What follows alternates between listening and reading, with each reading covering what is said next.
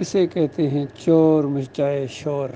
یہ پوسٹ بنائی ہے سہیل خان نے، اور لوگوں کو بتا رہے ہیں کہ دیکھنا شرک نہ کرنا، اور آخرت سے یعنی جہنم کی آگ سے بچنا چاہتے ہو تو اللہ کی طرف رجوع کرو، اللہ کی طرف رجوع کر لو۔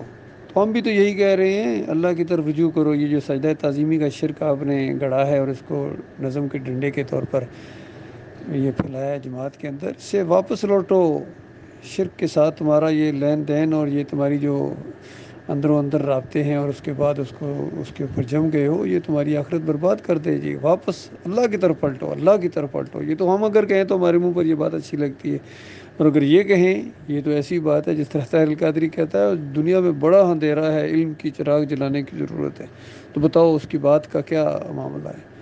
اسی طرح اگر طارق جمیل کہے کہ تمام انبیاء نے توحید کی دعوت دی ہے، بھائی تمام انبیاء نے دی ہے تو تم توحید کے خلاف کیوں ہو؟ شرک کی دعوت کیوں دے رہے ہو؟ ہر طرف شرک پھیلا رہے ہو۔ اسی طریقے سے عارف علوی صاحب کا بھی میں نے ایک وہ بیان اپلوڈ کیا، اس کے اوپر تبصرہ بھی کیا ہے۔ وہ کہتے ہیں قرآن کی طرف آ جاؤ، عارف علوی صاحب کہہ رہے ہیں اندازہ لگائیے۔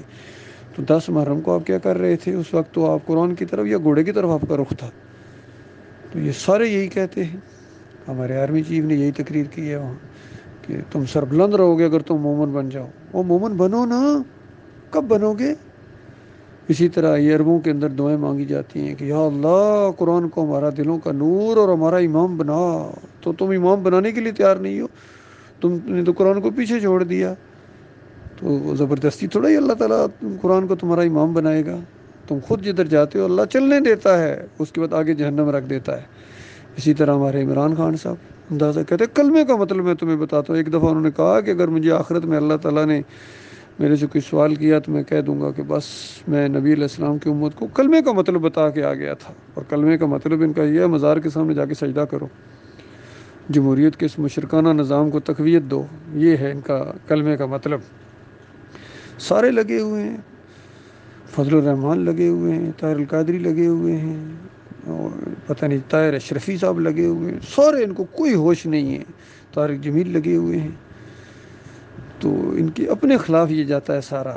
یہ قرآن ان کے خلاف دلیل بنے گا کل، اور ان کے خلاف مقدمہ قائم ہوگا۔ یہ کہتے ہیں نبی علیہ السلام کی شفاعت ہوگی، نبی علیہ السلام کی شفاعت تو مومنوں کے لیے ہوگی، تمہارے خلاف تو نبی علیہ السلام مقدمہ دائر کریں گے کہ یا رب میرے مالک اس قوم نے قرآن کو چھوڑ دیا تھا، ان صوفیوں نے، ان بریلویوں نے، دیوبندیوں نے، اہل حدیثوں نے، سلفیوں نے، حنبلیوں نے، چشتیوں نے، قادریوں نے، سب نے قرآن کو چھوڑ دیا تھا، قرآن کی طرف نہیں آئے تھے، یہ اپنے باپ دادا اور اکابرین کے عقیدوں کے اوپر تھے۔ تو وہاں تو یہ معاملہ ہو جائے گا۔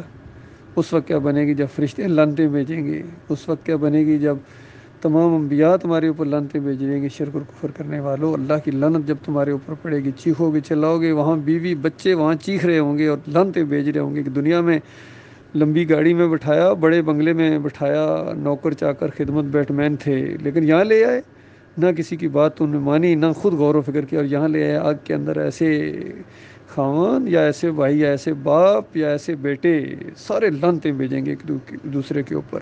ان کی سری اس طرح بنی، جس طرح سری ہوتی ہے، ان کے منہ ہو جائیں گے، اونٹ ان کا نیچے لٹک جائیں گے، ناف تک آ جائیں گے، اور اوپر والا اونٹ اوپر چڑھ جائے گا۔ اس طرح ان کے ساتھ معاملہ ہونے والا ہے، اور ان کے چہرے کالے ہوں گے، اور ان کو کہا جائے گا کہ ایمان کی دعوت تمہارے سامنے آئی تھی، ایمان سمجھ بھی گئے تھے، اور ایمان سمجھنے کے بعد پھر مشرک بن گئے تھے، پھر چادریں تم نے چڑھائی، پھر عرس اور میلے کیے، پھر جمہوریت کا مشرکانہ نظام، پھر بندوں کو سجدے تم ثابت کرنا شروع ہو گئے تھے۔ اب چکھو مزے عذاب کے، وہ ہمیشہ ہمیشہ کا معاملہ ہے۔ اللہ کے بندو یقین کرو، بڑا خوفناک انجام تمہارا انتظار کر رہا ہے۔ اللہ تعالیٰ اس خوفناک انجام سے ہمارے پیارے بھائیوں کو بچائے۔